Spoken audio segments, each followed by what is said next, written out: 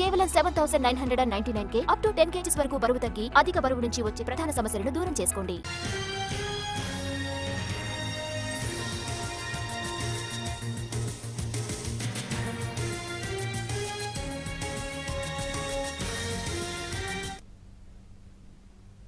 కరీంనగర్ జిల్లా పోలీస్ శాఖలో నకిలీ ఐడీలతో జీతాలను చోరీ చేసిన ఘటన కలకలం రేపుతోంది. 1,40,00,000 జీతాల కుంభకోణం బయటబయలైంది. ఈ ఘటనలో పోలీసు ఉద్యోగిపై కేసు నమోదైంది. కరీంనగర్ పోలీస్ కమిషనరేట్లో కార్యాలయంలో మరణించిన సిబ్బంది పేర్లతో జీతాలు డ్రా చేస్తున్నట్లు నిర్ధారించారు. ప్రభుత్వ ధనాన్ని కాజేస్తున్న భారీ కుంభకోణాన్ని అధికారులు వెలికితీశారు. నిధుల దుర్వినియోగం జరిగినట్టు టాస్క్ ఫోర్స్ ఏసీపీ విచారణలో తేలింది.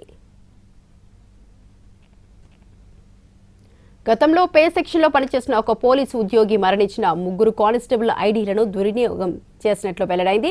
మరణించిన ఉద్యోగుల పేర్ల స్థానంలో IFMIS పోర్టల్లో ఇతరుల పేర్లను చేర్చాడు. ప్రైవేట్ బ్యాంకుల్లో నకిలీ ఖాతాలు తెరిచాడు. తన వ్యక్తిగత మొబైల్ నెంబర్లను ఆ ఖాతాలకు అనుసంధానించాడు. ఇలా 2022 నుంచి 2026 వరకు జీతాల సొమ్మును అక్రమంగా పొందినట్లు బయటపడింది. అక్రమంగా పొందిన నిధులతో వ్యక్తిగత రుణాలు తీసుకున్నాడు. ఆ నగదును వ్యక్తిగత అవసరాలకు వినియోగించినట్లు అధికారులు గుర్తించారు.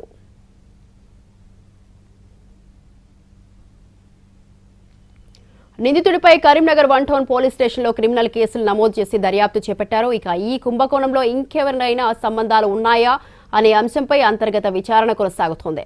పూర్తి స్థాయిలో దర్యాప్తు చేసి బాధ్యులపై కఠిన చర్యలు తీసుకుంటామని తెలిపారు అధికారులు.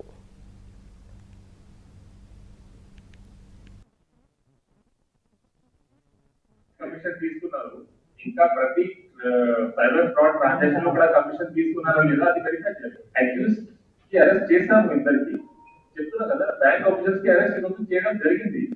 They are not free and ఈ అకౌంట్స్ మొత్తం ఫ్రీజ్ కూడా అయింది. సో రీసెంట్ గా వీళ్ళు ట్రాన్సాక్షన్ చేయలేదు.